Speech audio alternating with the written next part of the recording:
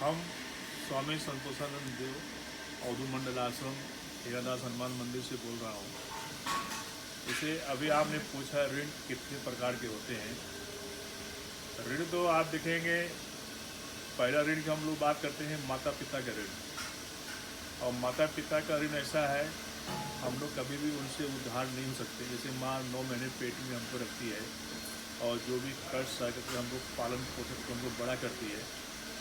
और माता पिता का यदि ऋण आपको उतारना है तो माता पिता ने जो भी वाक्य बोले हैं हमें उनका पालन करना चाहिए। और कभी भी माँ बाप का कभी भी विरोध नहीं करना चाहिए। माँ बाप कैसे भी हों, तभी हम उनके ऋण से उत्तीर्ण हो सकते हैं। इसे आजकल आप देखे होंगे, माता पिता का हम लोग विरोध करते रहते हैं। मेरी माँ ऐसी है, मेरे बाप ऐसे हैं। ये हम लोग भूल जाते हैं कि हमें 9 महीना पेट में पालने वाली हमारी माता ही है।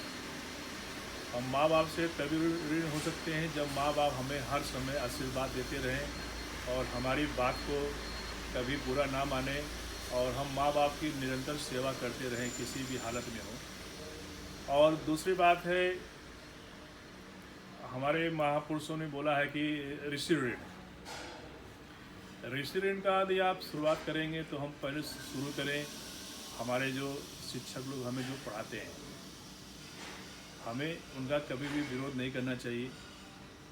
उन्होंने जो सिखाया है तभी हम लोग आज यहाँ पर बैठे हुए हैं। और ऋण माने ऋषि ऋण हो गया, जैसे हमारे साधु संप्रदाय में है, हमारी साधु परंपरा है। हमें कभी भी हमारे गुरु परंपरा का कभी भी हमें विरोध नहीं करना चाहिए। जैसे आजकल लोग अपने गुरु का बहुत विरोध करते हैं कि मैं अच्छा हूँ, मैं बुरा हूँ। ये सब बातें कभी भी दिमाग में नहीं लाना चाहिए। माता पिता गुरु ये निरंतर बने रहेंगे और हमें इनका कभी भी जीवन में किसी भी प्रकार के सपने में भी इनका कभी भी विरोध नहीं करना चाहिए।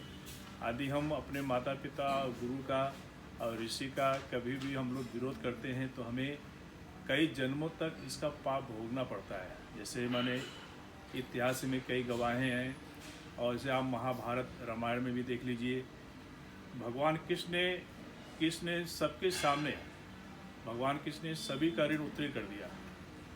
आप देखेंगे भगवान कृष्ण मानव के रूप में थे और भगवान कृष्ण को समझना बहुत मुश्किल था। लेकिन महाभारत में कौरव का पक्ष लेने वाले जितने भी संत ऋषि महापुरुष लोग थे, वो पूर्ण जन्म में क्या थे मालूम नहीं है। कृष्ण के आते ही उनके सारे ऋण खत्म हो गए थे।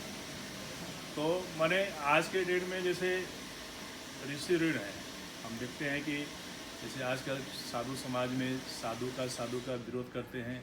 ये कभी भी नहीं होना चाहिए।